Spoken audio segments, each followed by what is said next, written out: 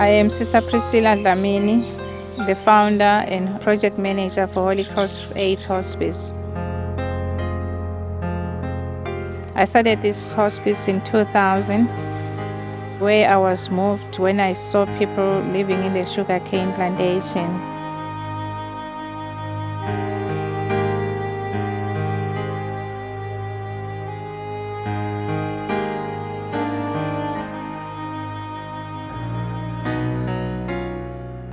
So I wanted to give them a home and a place where they will die a peaceful and a dignified death.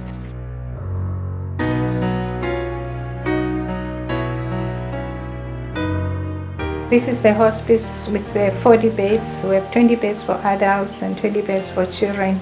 So we take these people, mostly are those who are HIV positive, who are dying of AIDS.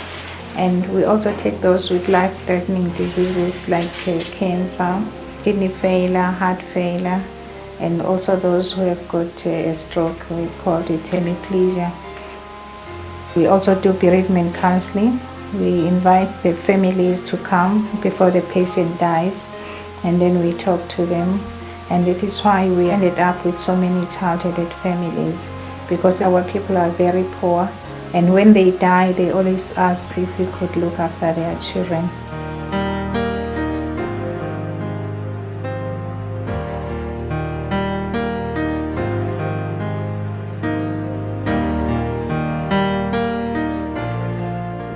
You'll see few houses along the road which I built, but the majority of them are inland. Maybe you'll understand why we built these houses for these people. They were living in this thing, this one, and then that one. Then I put the house for them.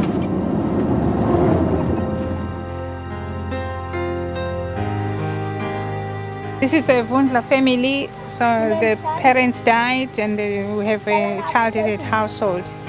We had to get the aunt to stay with them.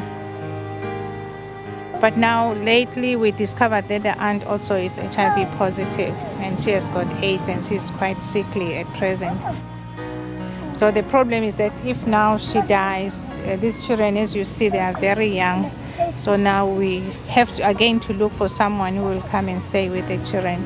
Otherwise, we'll have to place the children and take the house back again and give it to another family which might be in need of the house.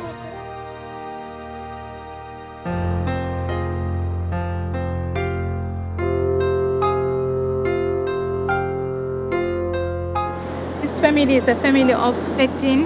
When I started here 6 years ago, the grandmother was still alive, and he had 2 daughters, and which were very sick. One had TB and the other one was HIV positive. And then the one died and one was left, and she's still alive. And then 2 years ago, the grandmother died and she left 12 orphans. So now they were being supported by the hospice. We used to bring food parcels, clothing, and everything. Eventually, I gave them this house to live on, which you can see the house is already old, but they still survive.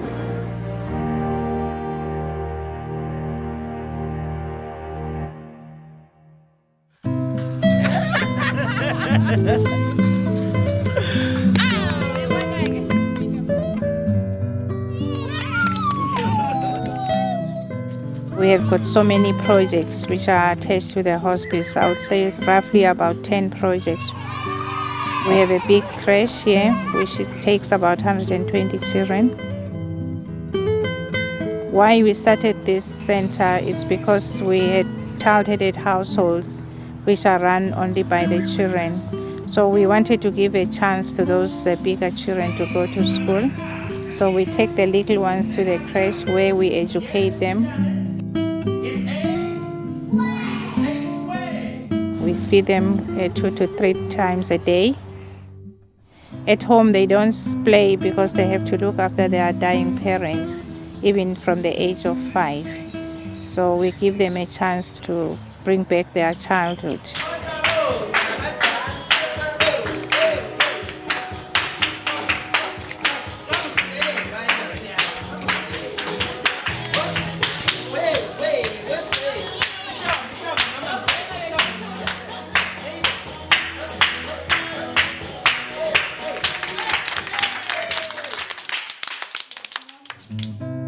At present, we have got 1,075 families, which are run only by the children.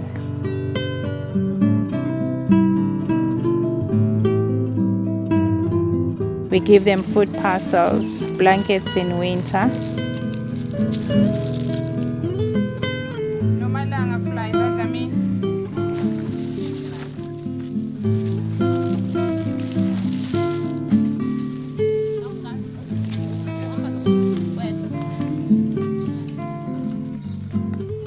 We bring them to schools.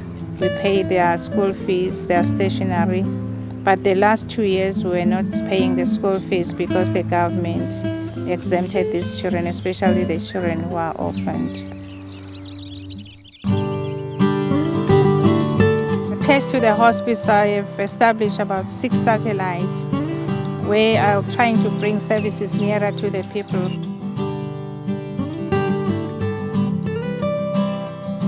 And there's one school which I have adopted. It's a community school.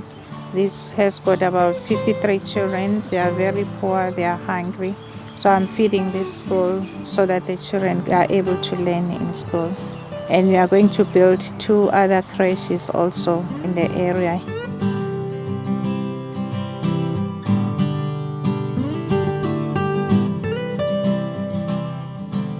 There's one big project which is a home-based care, where the caregivers which are trained, they go from house to house visiting the people in their homes and identify the orphans as well as the sick people. So we have plus minus 500 people in their homes. We take these people to the social development so that they get their disability grant, as well as the orphans where they would also get their social grants. And the children who haven't got a birth certificate, they are taken to the home affairs, then they are referred to the social welfare. When the children come back from school, they will send one child to go and collect wild fruits. And they're coming back, then they will share these wild fruits among themselves, then they go to sleep because there was no food, there was nothing to eat. We are fortunate to have people like Shane Dunn, who is a farmer. He gives us bananas, and also another farmer not far away from here, he also gave us oranges and grapefruit. I think it's also God's providence that we have such people around us.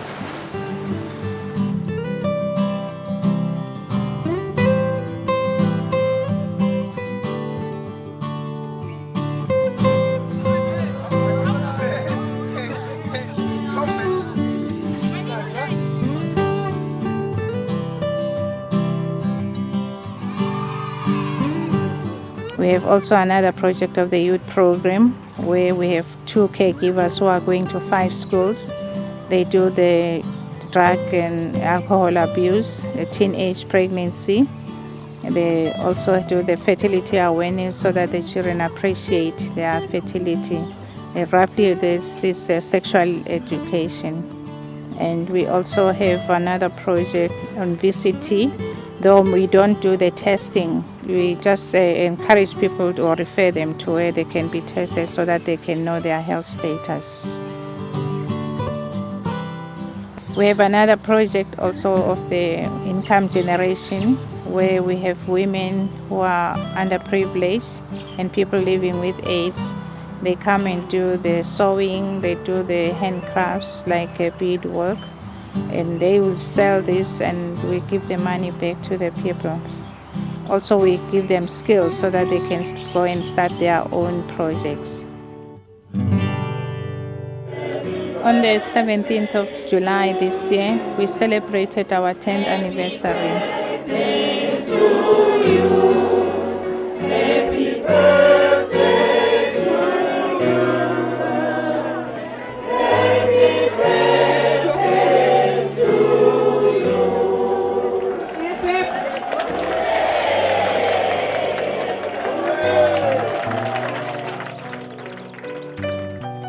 We also had our national flags for those people who are sponsoring us.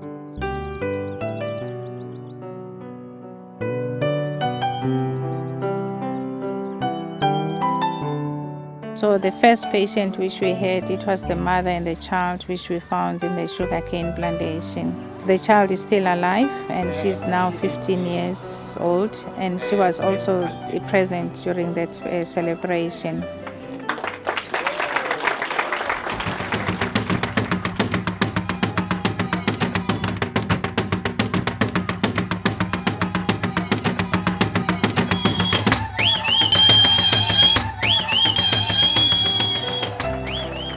I'm very much proud of myself for what I have achieved over the years.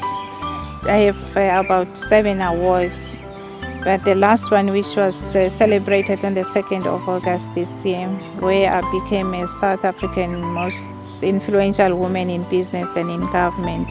It motivated me so much. I've known Sister Priscilla for the past plus minus 10 years. In that time, I learned to appreciate the work that she's been doing for the hospice here. Sister Priscilla is an outstanding lady. She really has been the head of this hospice as our project manager. It's not only from the medical point, but they're having to feed the masses of people in the area here who are HIV affected and infected. We plead for any form of donations that could assist us. We have, I must admit, had sponsors who have really been there for us, who have looked after us over the years. In particular, the Millards, who were the pioneers of this hospice as well, and who assisted Sister from the outset in getting the whole hospice started, and they are still there with us. I think the reason for their longevity in assisting us is because the money is used so effectively to assist the hospice overall. I must admit, we're proud of what we've done and what we've achieved. I would like to say thank you to all those people who have been sponsoring us for the last 10 years, and I believe that they will still continue sponsoring us. The hospice was started by the CED from Germany, which are still with us at the present moment. So I'll ask all of you to work harder and also to get us more money so that we can expand to other areas, because the need is so big. So I'd like to also to expand far away, about 300 kilometers from here, where I have identified a community where there's absolutely nothing. And we have already taken some food with 2 of our caregivers, and we went to 3 places where we distributed food parcel. It was sad because we only gave them once, and when they finish this food, then they have got nothing to eat. So we'd like to continue doing such things to support these people, because they're unemployed, they are poor, there are lots of child-headed households, they've got nothing to eat. If there is grace in this world, if there is light on this earth, let us use it. Let us see it, starting right now. Can we be down with ourselves, respectful and mindful of one another, your significant other, your sister, your brother. Peace, love, more tolerance, faith, hope, trust in the same name of God. Peace, love, more tolerance, faith, hope, trust in the same God in whose name we die for, take an innocent life.